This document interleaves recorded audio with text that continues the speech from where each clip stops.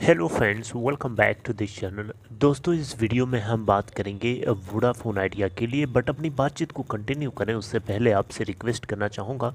पहले रिक्वेस्ट कि अगर आप चैनल को फर्स्ट टाइम देख रहे हैं, मेक श्योर कि सब्सक्राइब करके बेल आइकन को हिट कर लीजिए ताकि आपको आने वाले समय में वीडियोज़ की नोटिफिकेशन मिलती रहे। और डीमेट या ट्रेडिंग अकाउंट के लिए डिस्क्रिप्शन बॉक्स में लिंक आपको मिल जाएगा। दोस्तों, अगर हम आज वोडा आइडिया की बात करें तो इसके स्टॉक प्राइस में हमें मैसिव गैप डाउन ओपनिंग देखने को मिली। 13.40 के ऊपर ओपन हुआ, जबकि आप इससे पहले वाले दिन का क्लोजिंग प्राइस देखें तो 14.85 था। इतनी ह्यूज गैप डाउन ओपनिंग हुई और उसके बावजूद भी इसमें मल्टीपल लोअर सर्किट लगा और 12.05 का अभी तक का लो है और 13.40 से अभी तो हाई नहीं बनाया। हालांकि 13.30 के ऊपर ट्रेड हो रहा है। अभी 1 घंटे भी हुए हैं मार्केट को ओपन हुए, 10:07 के आसपास का स्टेटस। और अगर आप देखें तो 10.44% गिरावट डाउन के साथ अभी भी ये 13.30 से 13.35 के बीच में ट्रेड हो रहा है। और मुझे उम्मीद है, मुझे लगता है ऐसा कि आज ये अपर सर्किट को भी, जो कि 16.80 का है, उसको भी कहीं हिट ना कर दे। मुझे तो ऐसा लगता है, क्योंकि अभी तक जो टोटल वॉल्यूम अगर आप देखें तो अभी 1 घंटा मुश्किल से हुए हैं मार्केट को ओपन हुए और 718.9 मिलियन शेयर्स की ट्रेडिंग हो चुकी है एनएससी के ऊपर। यानी हम इंडियन सिस्टम में देखें तो 71 करोड़ 89,30,242। इसके पीछे एक बहुत ही खतरनाक खबर है और एक खतरनाक खबर कहीं न कहीं रिटेल इन्वेस्टर्स के दिमाग में एक बहुत ही बड़ा, एक खौफनाक डर क्रिएट करता है। और उसी की वजह से हम ये देख पा रहे हैं एक मैसिव गैप डाउन ओपनिंग के बावजूद भी मल्टीपल लोअर सर्किट लगा।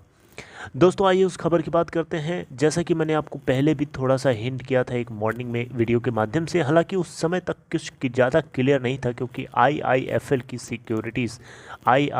सिक्योरिटीज़ की एक अपडेट के अकॉर्डिंग मैंने आपको बताया था कि Voda idea is less likely कि ये इक्विटी में कन्वर्ट करे अपने इंटरेस्ट अमाउंट को। ये कम चांस था आईआईएफएल की तरफ से, लेकिन ये सरप्राइजिंगली एक बहुत ही खतरनाक खबर आ गई कि वोडाफोन आइडिया अब क्या कर रहा है कि भारत सरकार को जो इक्विटी के रूप में कन्वर्ट करेगा, जो इंटरेस्ट अमाउंट जनरेट होगा 4 ईयर के मोरेटोरियम पीरियड के ऊपर। यहाँ पे लगभग टोटल बताया जा रहा है कि 16,000 करोड़ रुपए का टोटल अमाउंट भारत सरकार को ये कैश के रूप में कंपनी ना दे करके उसको इक्विटी के रूप में देगी। और गवर्नमेंट ऑफ इंडिया अब इस कंपनी के अंदर 35.8% के आसपास, लगभग अगर हम देखें तो 36% के आसपास की हिस्सेदारी भारत सरकार ओन करेगी इस कंपनी के अंदर। और जो कि मेजॉरिटी स्टेक होगी, क्योंकि वोडाफोन आइडिया के अंदर जो दोनों प्रमोटर्स ही उनकी होल्डिंग डाइल्यूट होकर के वोडाफोन की जो होल्डिंग होएगी 28.5% के आसपास बचेगी। और आदित्य बिरला ग्रुप इसमें 17.8% के आसपास की हिस्सेदारी ओन करेगा। बाकी 35.8% की हिस्सेदारी भारत सरकार मेजॉरिटी रूप में करेगी। यानी आप कह सकते हैं कि अभी ये कंपनी पूरी तरीके से सरकारी हो जाएगी, यानी भारत सरकार ही इसको कंट्रोल करेगी।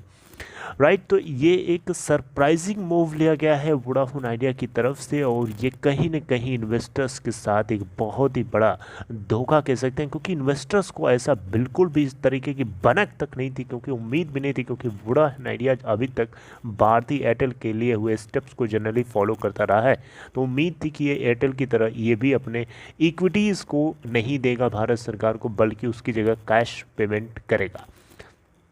देखिए, दोनों प्रमोटर्स किसी भी तरीके से फाइनेंशियल स्ट्रेंथ में कमज़ोर नहीं हैं। दोनों अगर चाहते तो इस कंपनी के अंदर कैश जनरेट करके ज़रूर पे कर सकते थे। लेकिन दिक्कत यह है कि पर्सनल लेवल पे जब ये कैश नहीं उठाएंगे तो फिर एक्सटर्नल प्राइवेट इक्विटी इन्वेस्टर्स अपने पैसे को क्या बेवकूफ़ हैं डालेंगे।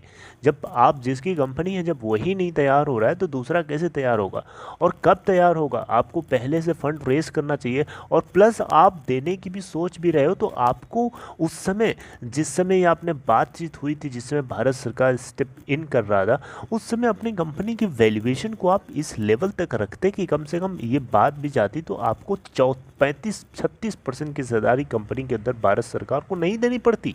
आप कम स्टेक दे करके अपनी वैल्यूएशन को यहाँ पे फिनिश कर सकते थे, लेकिन उसी वैल्यूएशन को आपको पे करने के लिए कैश के रूप में, आपके पास कैश नहीं दोगे तो फिर हिस्सेदारी के रूप में दोगे, 35-36% आपकी हिस्सेदारी चलेगी ना कंपनी के अंदर। तो ये मजाक हो रहा है कि खेल क्या है, मतलब खेल हो गया एक तरीके से इन्वेस्टर्स के साथ देखा जाए तो। मेरा यही मानना है कि ये 10 रुपीज़ से बिले 10 रुपये के कम प्राइस के ऊपर, जो कि सितंबर के महीने में जो बात हुई थी, उसी प्राइस के हिसाब से भारत सरकार को ये इक्विटी कन्वर्जन किया जाएगा। और मुझे इतना श्योर एंड सर्टेन पता है कि 10 रुपये से कम प्राइस के ऊपर ही किया जाएगा। ये मुझे बहुत ज़्यादा खल रहा है, बहुत ज़्यादा मुझे यही तकलीफ़ दे रहा है कि 10 रुपये से कम क्यों, अगर यही करना था तो अपनी वैल्यूएशन को ऊपर करनी चाहिए ना, ताकि भारत सरकार को कम से कम स्टेक मिले और उसका काम, आपका ड्यू भी क्लियर हो जाए।